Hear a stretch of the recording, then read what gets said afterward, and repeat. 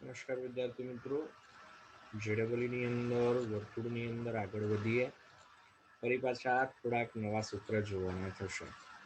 બરાબર છે. સૌથી પહેલા સૂત્રમાં આપણને કીધેલું છે કે વર્તુળની બહારનું બિંદુ છે પી x1 y1 અને વર્તુળ જે છે x² + y² = r². એટલે સ્પષ્ટ છે કે કેન્દ્ર જે છે ઉગમ બિંદુ O હશે. તો પી માંથી આપણે સ્પર્શક દોરીએ તો સ્પર્શકની લંબાઈ જે છે એ મને મળે x1² + y1² - r² એનું વર્ગમૂળ. બરાબર છે. એક ટાઈમે ભૂલી જાવ તો પણ કંઈ ચિંતા કરવાની જરૂર નથી. આમાં પાર જેટલું છે એ મને ખબર છે. આ કાટખૂણો હશે એ પણ મને ખબર છે. તો અહીંયાથી પાયથાગોરસ પ્રમાણે હું લખી શકું કે OP² જે છે એ OQ² + PQ² જેટલા થાય. મારે શું શોધવું છે? PQ. તો આને આ બાજુ લઈ લઈએ તો PQ² જે છે આપણે લખીએ તો OP² - OQ² થાય. અંતર સૂત્રથી લખીએ તો O અને P વચ્ચેનું અંતર x યામનો તફાવત x1 એનો વર્ગ કરીએ તો x1², y યામનો તફાવત y1 એનો સ્ક્વેર કરીએ તો y1². O અને Q વચ્ચેનું અંતર સ્પષ્ટ છે r જેટલું, એટલે વર્ગ r². પણ આ શું મળ્યું મને? PQ² જેટલા. તો PQ જે છે એ મને મળે. આ જ વસ્તુ થશે. એટલે મેં કીધું એ પ્રમાણે જો સૂત્ર ભૂલાઈ જાય છે તો સૂત્રમાં કંઈ યાદ બી રાખવાનું નથી. બધા જ પદ એક તરફ કરી દઈએ તો સમીકરણ શું થઈ જશે? x² + y² - r² = 0. તો ડાબી બાજુ મને પદ મળ્યા ને x² + y² - r². એમાં અહીંયા ખાલી x1 y1 મૂકી દેવાનું, બીજું કંઈ જ કરવાનું નથી. અને બીજું જે આવે છે વર્ગમૂળ. ભૂલી જઈએ તો આ રસ્તો તો છે જ આપણી પાસે. બરાબર છે. હવે દર વખતે કંઈ મને ઉગમ બિંદુ કેન્દ્ર આપેલું હોય એવું જરૂરી નથી. તો પ્રમાણિત સ્વરૂપ ધારો કે મને આપેલું હોય, બરાબર છે, x² + y² + 2gx + 2fy + c = 0. પ્રમાણિત સ્વરૂપ આપેલું છે. રેખાની બહારનું વર્તુળની બહારનું બિંદુ છે P માંથી હું સ્પર્શક દોરું છું તો એ વર્તુળને Q ની અંદર છેદે છે. તો સ્પર્શકની લંબાઈ જો મારે શોધવી હોય તો સ્પર્શકની લંબાઈ PQ બરાબર એ જ વસ્તુ છે, બીજું કંઈ જ નથી. x1² y1² 2gx1 2fy1 + c. પણ આખું પદ જે છે એ વર્ગમૂળની અંદર. વર્તુળના સમીકરણમાં x ની જગ્યાએ x1, y ની જગ્યાએ y1, વાર્તા પૂરી. છેલ્લે વર્ગમૂળ લઈ લેવાનું. કંઈ બીજું ખાસ યાદ રાખવાની જરૂર નથી. આમાં પણ તમે એ જ પ્રમાણે સૂત્ર તારવી શકો. બરાબર છે. આ બે વચ્ચેનું અંતર આપણે શોધી શકીએ. બરાબર છે. આ બે વચ્ચેનું અંતર √g² + f² - c. અંતર સૂત્રથી આ બંને વચ્ચેનું અંતર શોધી કાઢો. અગાઉ શોધ્યું એમ આ અંતર શોધીએ આટલું જ મળે. સાબિત કરવું હોય તો કરી શકાય, પણ આપણે એ ટાઈમ હાલ બગાડવા બેસતા નથી. બરાબર છે. ચાલો, બંને સૂત્રની નોંધ કરી લઈશું અને સૂત્ર આધારિત થોડા દાખલા ગણીએ જેથી ખ્યાલ આવે. આ બિંદુમાંથી આ વર્તુળને દોરેલા સ્પર્શકની લંબાઈ, તો વર્તુળ હંમેશા પ્રમાણિત સ્વરૂપમાં હોવું જોઈએ.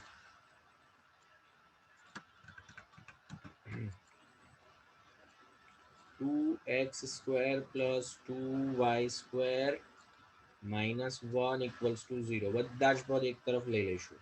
x² અને y² ના સહગુણક કમ્પલસરી એક હોવા જોઈએ.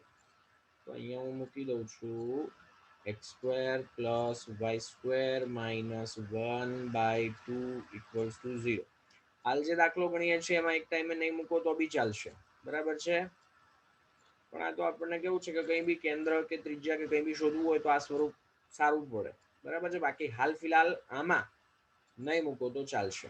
બરાબર છે. આ દાખલા પૂરતું નહીં કરીએ તો પણ ચાલશે. હવે સ્પર્શકની લંબાઈ મને ખબર છે. સ્પર્શકની લંબાઈ જે છે, જેને આપણે કહીએ છીએ સામાન્ય રીતે PQ. સૂત્ર જરા લખતા જઈએ એટલે યાદ રહે. 2-3 વખત લખેલું હોય ને તો. એ મને મળે x1 square plus y1 square minus r square. આ મુજબ જો લખીએ તો 4 અને -1 અહીંયા મૂકીએ તો બરાબર છે, એક્સ અને વાયની જગ્યાએ આ કિંમત મૂક્યા સિવાય બીજું કંઈ જ કરવાનું નથી. આમાં મૂકી દો ને તોય ચાલે, બરાબર છે. x1 સ્ક્વેર જે છે એ જે આપણે લખવા નહીં, આમાં નહીં મુકાય, બરાબર છે. જવાબમાં ફેરફાર થઈ જશે, બરાબર છે. ચાલો ચેક કરી લઈએ, હવે મને બી એક્ઝેક્ટ ખ્યાલ નથી. તો આ જે છે 16 જેટલા, -1નો વર્ગ કરીએ તો +1 -1/2, બરાબર છે. તો 16 ને 1 17 -1/2 એટલે આ મળે છે વર્ગમૂળમાં 33/2, એટલે આ ઓપ્શન થશે. હવે જો આમાં સીધી જ કિંમત મૂકેલી હોય મેં તો 2 ગુણાકારમાં 4 એટલે કે તો આમાં તો કંઈ છેદમાં આવશે જ નહીં, બરાબર છે. એનો અર્થ એ થયો કે આમાં કિંમત મૂકવાથી ચાલશે નહીં, પ્રમાણિત સ્વરૂપ જ કમ્પલસરી જોઈશે, બરાબર છે. અગાઉ હું બોલ્યો હોઉં તો એ ગણતરીની અંદર નહીં લેતા, બરાબર છે. કમ્પલસરી પ્રમાણિત સ્વરૂપ હોવું જરૂરી છે.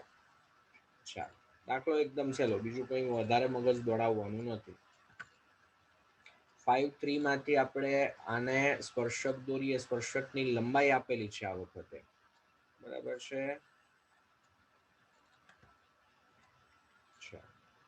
વર્તુળનું સમીકરણ આપણને આપેલું છે x² + y² + 2x + ky + 17 = 0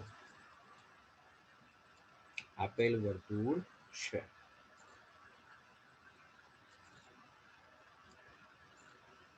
તો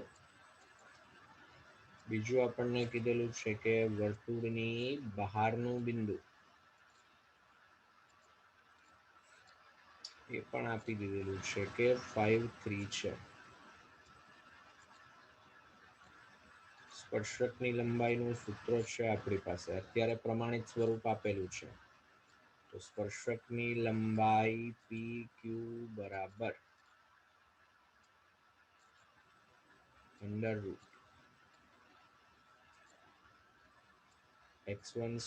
+ y1² + 2gx1 + 2fy1 + c, છેલ્લે વર્ગમૂળ ભૂલીશું નહીં. ચાલો વર્તુળના સમીકરણમાં 5 અને 3 મૂકી દઈએ તો આ સ્પર્શકની લંબાઈ પાછી મને આપી દીધી છે કે 7 જેટલી છે. કિંમત મૂકી દઈએ, x1² એટલે કે 25, y1² એટલે કે 3નો વર્ગ કરીએ તો 9, અહીંયા 5 મૂકી દઈએ એટલે 10x, સોરી એક્સની જગ્યાએ 5 મૂકીએ છીએ એટલે 10, બરાબર છે. પછી 3 અહીંયા મૂકીએ છીએ એટલે 3k + 17. કંઈ કર્યું નથી મેં, અહીંયા 5 અને 3 એક્સ અને વાયની જગ્યાએ મૂકી દીધા, બસ બીજું કશું કંઈ જ કરવાની જરૂર નથી. વર્ગ કરી દઈએ તો આને એક સ્ટેપમાં અહીંયા લખી દઈએ તો 3k + 25 ને 9 34, 34 ને 10 44 ને 7 51 ને 10 61, વર્ગ કરી દઈએ તો 49 બરાબર 3k + 61, અને આ બાજુ લઈ લઈએ તો 3k = 49 - 61, મોટી કિંમતમાંથી નાની કિંમત બાદ કરીએ 12, નિશાની માઇનસ, મોટા પદની કે જે છે અહીંયાથી મળે છે આપણને -4, બરાબર છે. દાખલા એકદમ સહેલા, સૂત્રો ખાલી ખબર હોવી જરૂરી. આ ચેપ્ટરમાં તકલીફ જ આ છે. ગુજરાત બોર્ડમાં એકદમ ખૂબ જ એટલું ચેપ્ટર છે આપણું, અને JEEની અંદર વાસ્ટ એટલે કે ઘણી બધી વેરાયટી, બરાબર છે. ક્યાંય કોઈ વસ્તુ આપણને ગુજરાત બોર્ડમાં આપેલી નથી. ગુજરાત બોર્ડમાં આપણે શું ભણ્યા? કેન્દ્ર અને ત્રિજ્યા, બીજી કોઈ વસ્તુ વધીને કેવું છે કે x અક્ષને સ્પર્શે કે y અક્ષને સ્પર્શે છે, તો બસ એનાથી વિશેષ આપણે કંઈ ભણ્યા નથી. સામે JEEમાં પૂછાયેલા દાખલાઓ તમે જોશો તો તમને ખ્યાલ આવશે એટલી જુદી જુદી રીતના દાખલાઓ પૂછાય છે ને આટલી રીત કર્યા પછી બી આવડે જ દાખલો બહુ જરૂરી નથી. ક્યાંક એવું દાખલા પૂછી કાઢે કે આપણાથી ન પણ થાય. બરાબર છે. તો ચાલો એ તો જ્યારે આવે ત્યારની વાત ત્યારે. આ વર્તુળમાંથી કોઈ પણ બિંદુ હોય એમાંથી આ વર્તુળ પર જે સ્પર્શક દોરીએ તો એ સ્પર્શકની લંબાઈ કેટલી થશે? બરાબર છે. પ્રશ્નને જરા સમજીએ. આ વર્તુળ છે, એની ઉપર કોઈ બિંદુ આવેલું છે, એમાંથી આ વર્તુળ પર સ્પર્શક દોરીએ તો એ સ્પર્શકની લંબાઈ આપણને પૂછેલી છે. ચાલો, આકૃતિ માત્ર આપણી સમજણ માટે, બાકી કઈ જરૂર છે નહીં. બરાબર છે.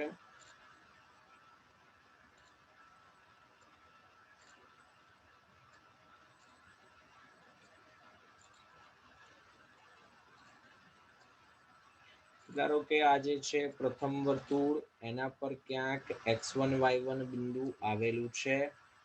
એ x1 y1 બિંદુએથી આપણે અહીંયા સ્પર્શક દોરીએ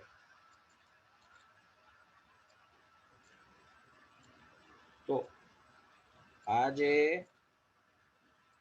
લંબાઈ છે, બરાબર છે, આ લંબાઈ મારે શોધવી છે.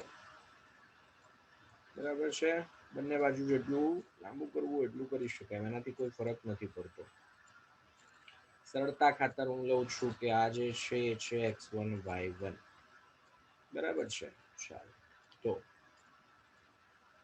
દેખાય જ મને નજર સામે પી ક્યુ જે છે એ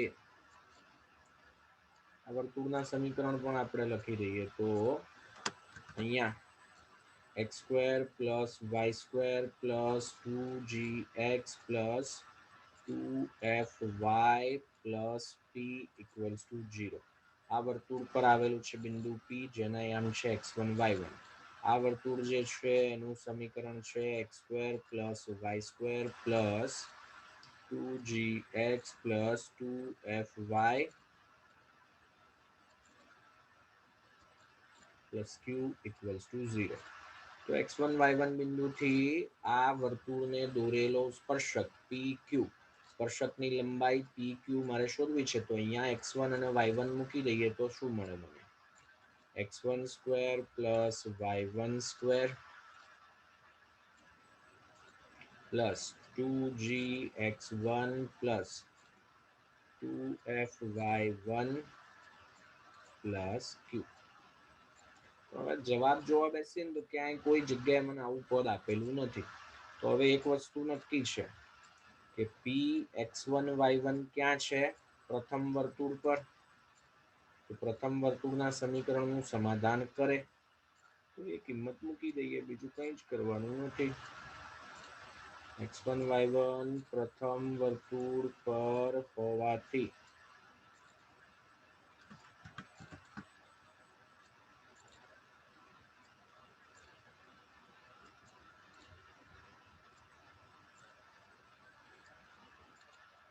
વર્તુળના સમીકરણનું સમાધાન કરે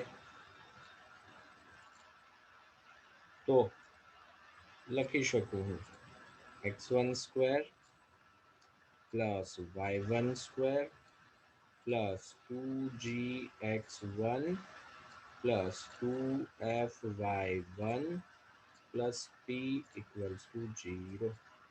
આને આપણે કહી દઈએ સમીકરણ 1. જવાબ જે છે જોઈએ ને તો પી અને ક્યુ ના સ્વરૂપમાં જ છે. હવે ધ્યાનથી જોઈએ, આ જ પદ છે. સમીકરણ 1 પરથી જો આપણે એને કરતા બનાવીએ, +p બરાબરની પેલી બાજુ જાય તો એ થઈ જશે -p. -p + q. દંડ જે પદ છે એને સામાન્ય રીતે આપણે પહેલા લખતા હોઈએ છીએ. તો આ જે છે એ થશે q - p. વાર્તા પૂરી. સાચો જવાબ થશે. બરાબર છે. વર્તુળના કોઈપણ બિંદુમાંથી બે વર્તુળમાં દોરેલા સ્પર્શકની લંબાઈનો ગુણોત્તર. આગળના દાખલા જેવું જ, પણ ફરક એટલો કે અહીંયા બે જુદા જુદા, એક વર્તુળ છે આ રીતે, એક વર્તુળ છે આ રીતે, એક વર્તુળ છે આ રીતે. અહીંયાથી હું એક સ્પર્શક આ બાજુ દોરું છું, એક સ્પર્શક જે છે આ બાજુ દોરું છું. તો આ જે સ્પર્શક છે પી ક્યુ અને પી આર, એમનો ગુણોત્તર મારે લખવાનો છે. બરાબર છે. તો સૂત્રમાં કિંમત મૂક્યા સિવાય બીજું કંઈ જ કરવાનું નથી. બરાબર છે. ચાલો, તો સૌથી પહેલું કામ પ્રમાણિત સ્વરૂપમાં ફેરવીએ. 15x² વત્તા 15y² minus 48x plus 64y બરાબર 0. દરેકને 15 વડે ભાગી દઈએ તો x² plus y² minus 48/15 plus 64/15y is equals to 0. બરાબર છે. હવે એક કામ કરીએ, કોઈ પણ બિંદુ કીધેલું છે એટલે કેવું છે કે આ વર્તુળ ઉપર આવેલું કોઈ પણ બિંદુ લઈ શકાશે, એનાથી જવાબ ઉપર કોઈ અસર નહીં પડે. બાકી આની જેમ x1 y1 લઈને પણ કરી શકાય, કિંમત પછી મૂકવાની થાય. બરાબર છે. તો એના કરતા કોઈ બિંદુ ધારી લઈએ. બરાબર છે. પછી ચાલો ધારવાનું થશે ત્યારે જોઈશું. પછી બીજું જે વર્તુળ છે એ આપણને આપેલું છે કે 5x² વત્તા 5y² minus 24x plus 32y plus 75 બરાબર 0. તો અહીંયા જો હું દરેકે દરેક પદને 5 વડે ભાગી દઉં તો અહીંયા મને પ્રમાણિત સ્વરૂપ મળે x² plus y² minus 24/5x plus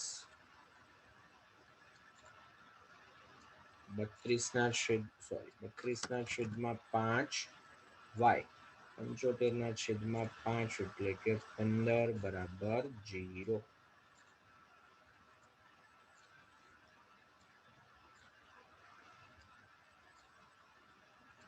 પછી ત્રીજું વર્તુળ જે છે આપણને આપેલું છે 5x² વત્તા 5y² માઇનસ 48x વત્તા 64y ઇઝ ઇક્વલ્સ ટુ 0. તો અહીંયાથી ફરી પાછા દરેકે દરેક પદને આપણે 5 વડે ભાગી દઈએ તો x² plus y² minus 48x 5 વડે ભાગીએ છીએ એટલે છેદમાં 5 પ્લસ 64/5y1 ઇક્વલ્સ ટુ 0. હવે આના પરનું કોઈ પણ બિંદુ એ અચળ પદ નથી એટલે 0 0 માંથી પસાર થશે, પણ આ પણ સોરી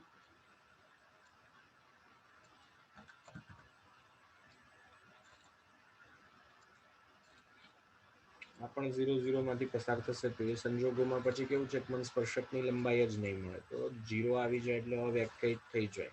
કઈ ચાલો ને આપણે x1 y1 લઈ લઈએ. બરાબર છે.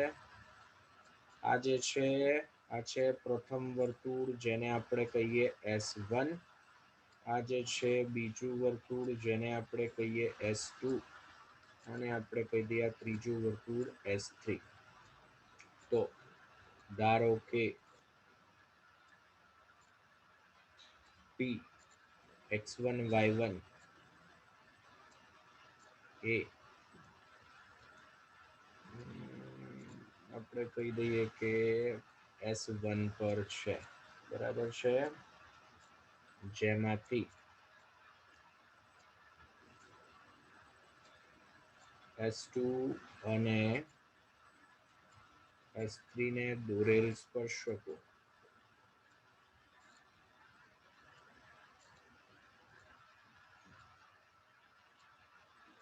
અનુક્રમે ક્યુ અને આર માં છેદે છે. માંગેલ ગુણોત્તર જે છે એ શું છે? પી ક્યુ અને પી આર નો ગુણોત્તર. આ માંગેલ ગુણોત્તર છે.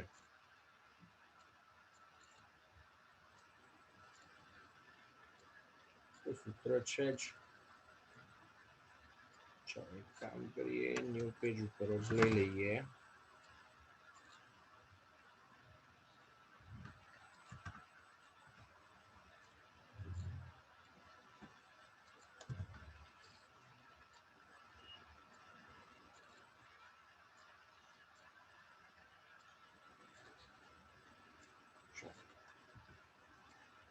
બીજા વર્તુળના સમીકરણની અંદર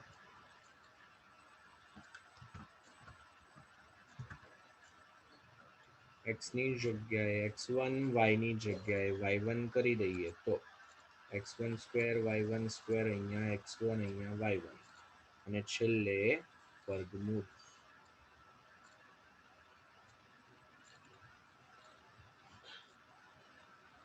સૂત્ર છે એમાં જ મેં ખાલી x ની જગ્યાએ x1, y ની જગ્યાએ y1 કર્યું, બીજું કંઈ જ કર્યું નથી.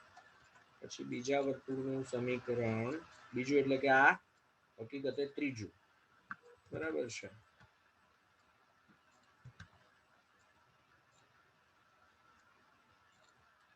અહીંયા આપણે મૂકીએ x1 સ્ક્વેર y1 સ્ક્વેર, 0 જે છે એ લખવાના થશે નહીં. આનું પણ વર્ગમૂળ. જવાબ તો ક્યાંય કોઈ જગ્યાએ આવા સ્વરૂપે છે નહીં, બરાબર છે. તો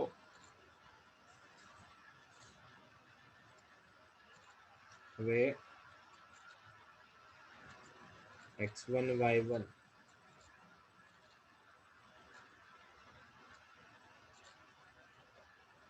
પ્રથમ વર્તુળ પર છે. અહીંયા કોઈ છે ને અચળ પદ હોવું જોઈએ, બરાબર છે, બાકી તો કેન્સલ નહીં થાય.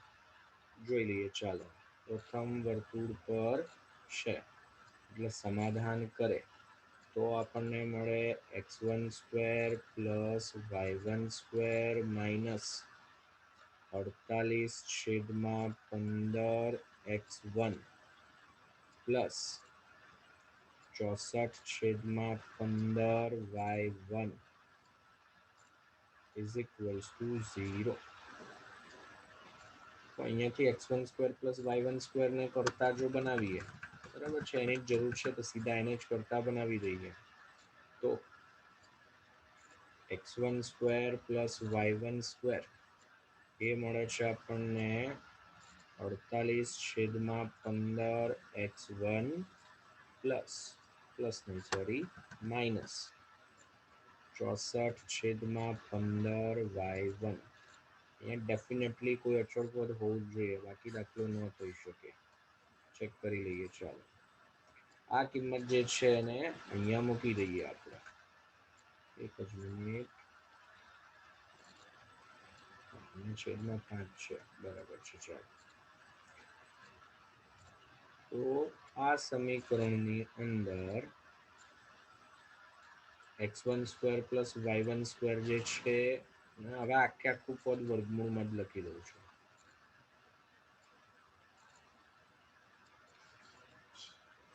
બરાબર છે.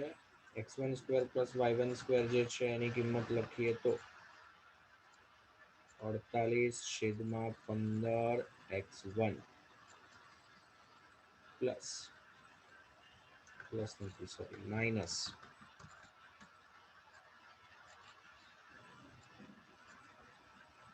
64/15 y1. આ જે બાકીના પદ છે તે as it is minus 24/5 x1 plus 32/5 y1 plus 15. અને અહીંયા એ જ પ્રમાણે લખીએ તો 48/15 x1 -64/15 y1 આ જે પદ છે -48/5x1 plus 64/5y1 as it is. ચાલો અંશમાં લસા લઈએ તો 15, છેદમાં લસા લઈએ તો પણ 15. દરેક પદને આપણે 15 વડે ગુણીને લખી દઈએ. તો અહીંયા અંશમાં મળે છે આપણને 48x1 પછી -64y1 આને 3 વડે ગુણવાના થાય એટલે -72x1 આને 3 વડે ગુણવાના થાય એટલે +96y1 આને 15 વડે ગુણવાના થાય એટલે +225 આખાના છેદમાં. અહીંયા પણ દરેક પદને આપણે 15 વડે ગુણીએ એટલે 48x1 -64y1 પછી અહીંયા 3 વડે ગુણવાના થાય 48 ગુણ્યા 3 3 ગુણ્યા 24 3 ગુણ્યા 4 12 ને 2 એટલે કે 144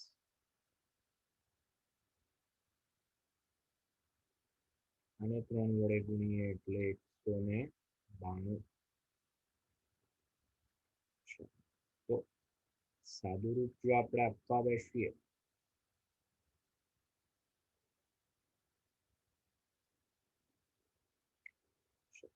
તો 48 - 72 એટલે કે -24 પછી 96 - 64 એટલે કે +32 +225 જે છે એઝ ઇટ ઇઝ છેદમાં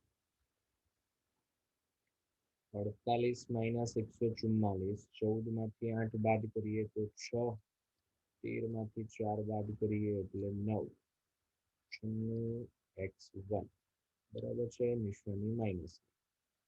પછી 12 માંથી 4 જાય તો 8 18 માંથી 6 જાય એટલે 12 નિશાની મોટા પદની એટલે કે પ્લસ. હવે જો ધ્યાનથી જોઈએ ને તો આમને 4 વડે ગુણીએ ને તો છેદવાળું પદ મળે.